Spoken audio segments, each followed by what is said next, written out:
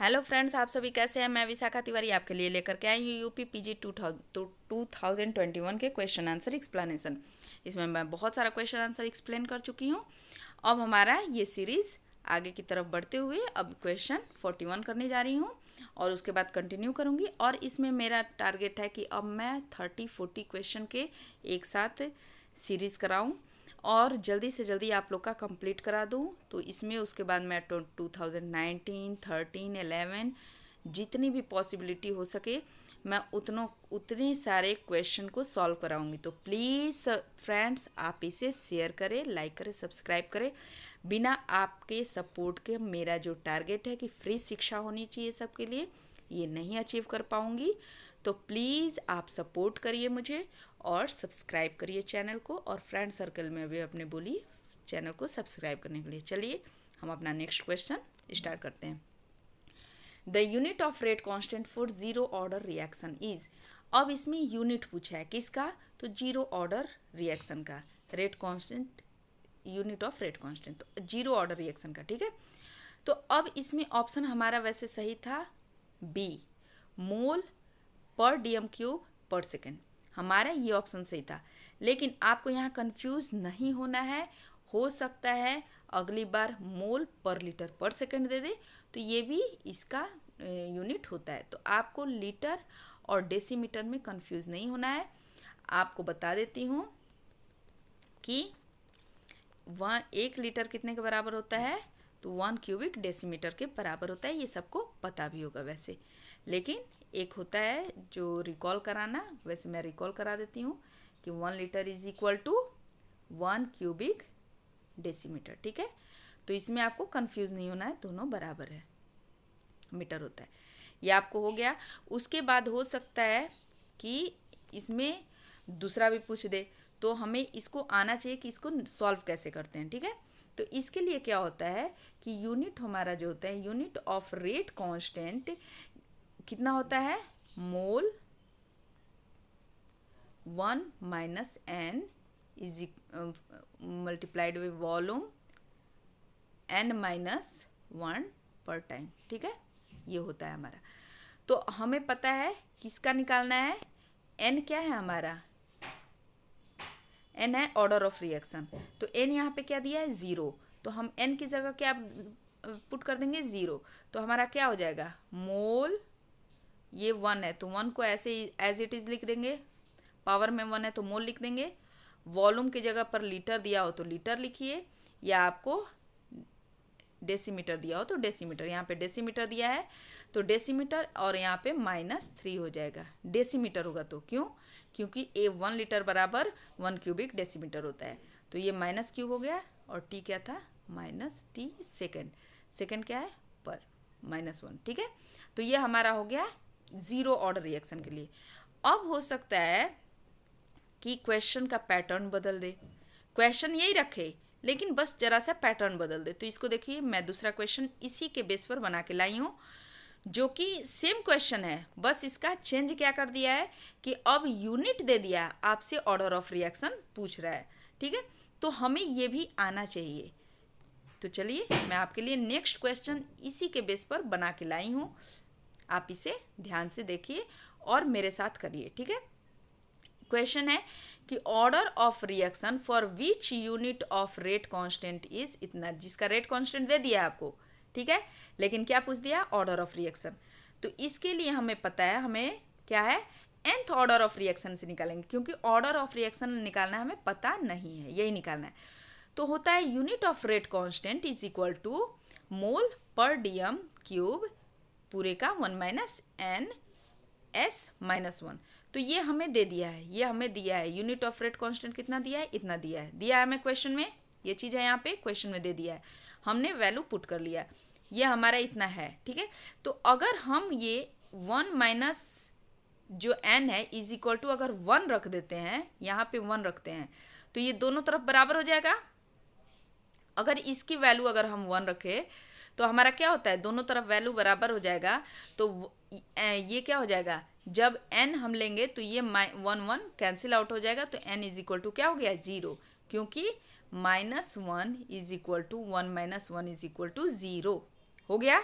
तो it means order of reaction हमारा क्या होगा, 0।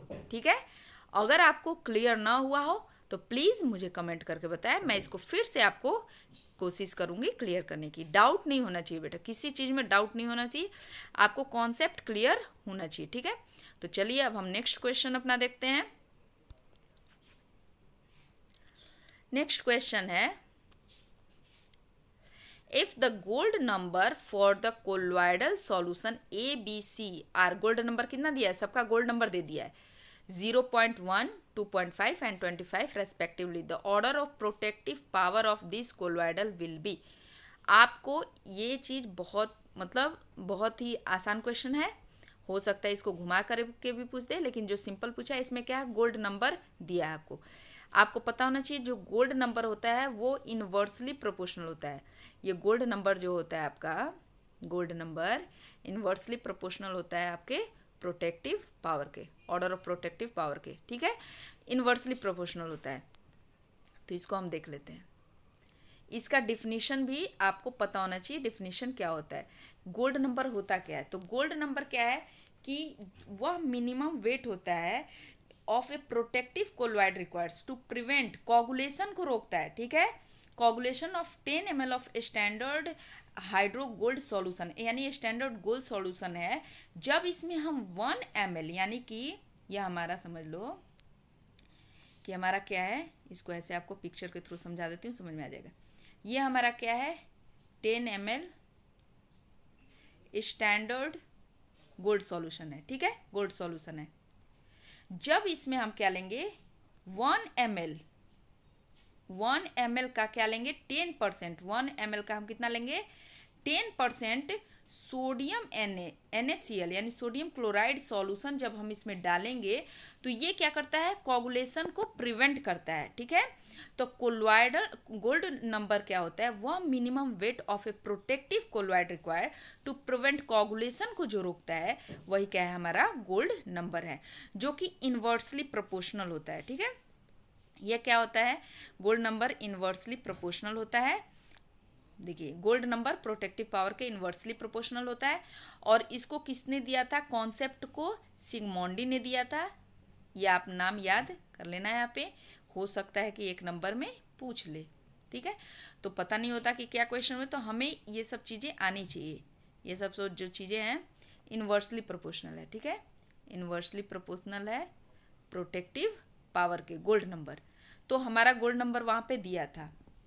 ठीक है, ए के लिए क्या दिया था 0.1, बी के लिए 2.5 और सी के लिए क्या दिया था 25 दिया था। इन्वर्सली प्रोपोर्शनल है, तो हमारा क्या हो जाएगा कि गोल्ड नंबर जिसका ज़्यादा रहेगा उसका प्रोटेक्टिव पावर कम होगा। ठीक है, तो the higher the gold number lower protective power of colloid. ठीक है,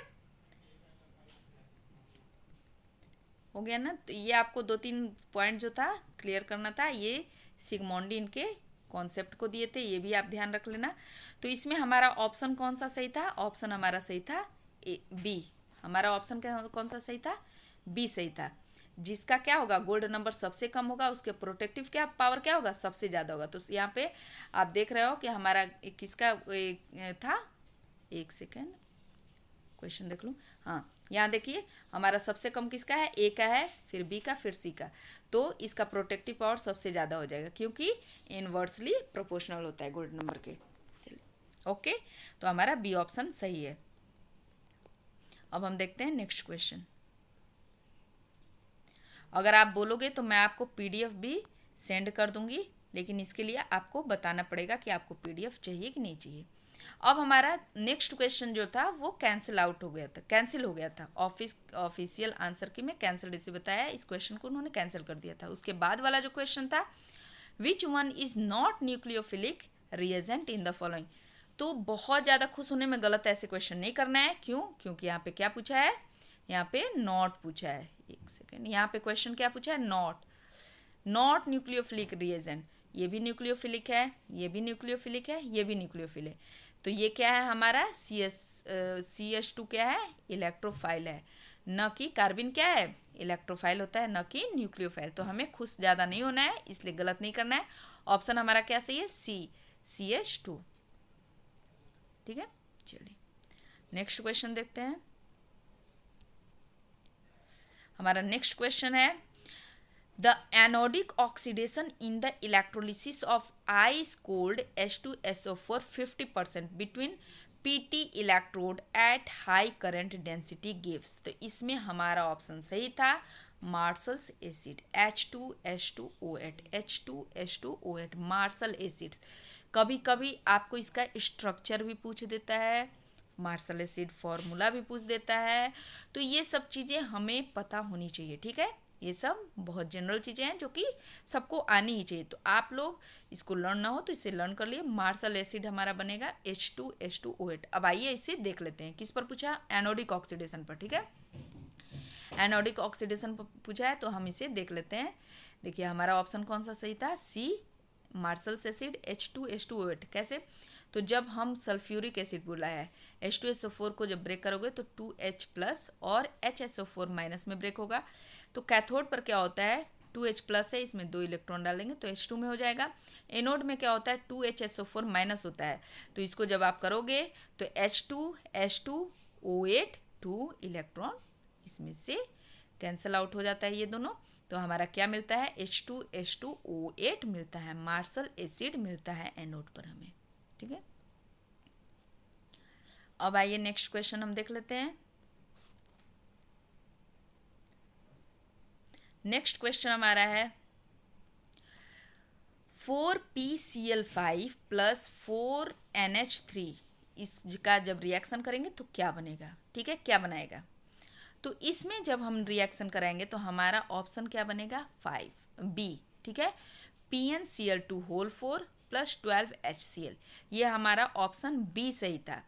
PnCl2 होल 4 12HCl। ये अगर रिएक्शन आपको नहीं लर्न है तो बेटा लर्न कर लो। ठीक है, ये सब जो रिएक्शन होते हैं ये इम्पॉर्टेंट होते हैं। चलिए आइए इसको हम करके देख भी लेते हैं। हमारा बी ऑप्शन सही था। ठीक है, टेट्राफॉस्फाजिन बनेगा।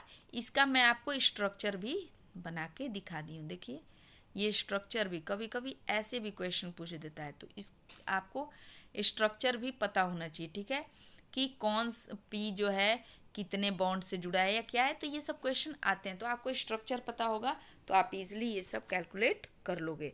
जैसे कि मार्शल्स एसिड में हमने पिछले क्वेश्चन में डिस्कस किया था, उसमें पूछा था कि कितने OH बॉन्ड बने हैं और कितने SO बॉन्ड बने हैं, पूछा था। तो ये सब क्वेश्चन ऐसे पूछ देता है, तो ये सब आपको पता होना चाहिए। ठीक है, उसके बाद नेक्स्ट क्वेश्चन है select the photochemical reaction with quantum yield 2।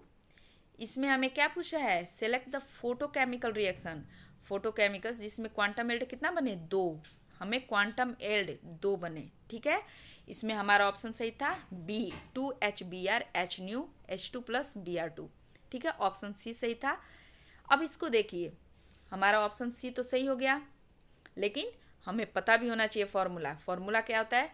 Quantum yield is equal to number of molecule reacting. कितने मॉलिक्यूल नंबर रिएक्ट करते हैं HBr के? यहाँ पे कर रहे हैं 2 upon number of photons absorbed in same time. कितने फोटोन एब्जॉर्ब्ड हो रहे हैं? ठीक है, नंबर ऑफ फोटोन कितने एब्जॉर्ब हो रहे हैं उसी टाइम।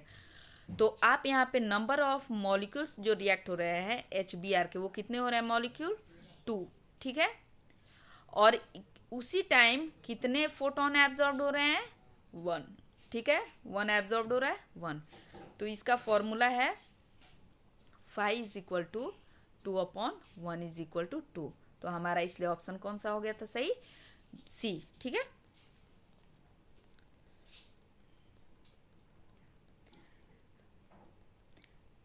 चलिए नेक्स्ट क्वेश्चन देखते हैं। नेक्स्ट क्वेश्चन है ratio of molar heat capacity of diatomic gas molecule is. Ratio पूछा है किसका? Molar heat capacities of diatomic gas molecule का। तो इसमें ऑफिशियल आंसर क्या सही था? सी, ऑफिशियल आंसर सही था 1.30। ठीक है, इसमें ऑफिशियल आंसर ये सही था। इसको देख लेते हैं। वैसे 1.4 आता है, लेकिन ऑफिशियल आंसर में 1.30 को ही सही बोला था। तो हमारा होता है formula gamma is equal to CP/CV। CV क्या होता है? FR/2 ठीक है। एफ हमारा कितना होता है 5r/2। तो आपको फॉर्मूला एक पता होगा, CP माइनस CV बराबर R होता है। आपको CV पता है, कितना दिया है 5r/2। तो CP R इधर ले जाएंगे आप तो प्लस में चला जाएगा, तो 5r/2 हो जाएगा। जब इसको जोड़ेंगे तो आपको 7r/2। अब जब आप CP/CV करोगे तो CP की वैल्यू क्या आ गई 7r/2 और CV की वैल्यू क्या थी 5r/2। r/2 से r/2 कैंसिल, तो 7/5 इज इक्वल टू होता है 1.4। ठीक है, लेकिन ऑप्शन हमारा सी सही है क्योंकि ऑफिशियल आंसर में सी ही ऑप्शन सही किया गया था। तो हमें नंबर लेना है तो हमें क्या लगाना होगा, यही वाला आंसर लगाना होगा जो कि ऑफिस वाले सही किए हैं। ठीक है, क्योंकि हमें तो नंबर से मतलब है, तो हमें क्या करना है, ऑप्शन सी को राइट करना है। ठीक है,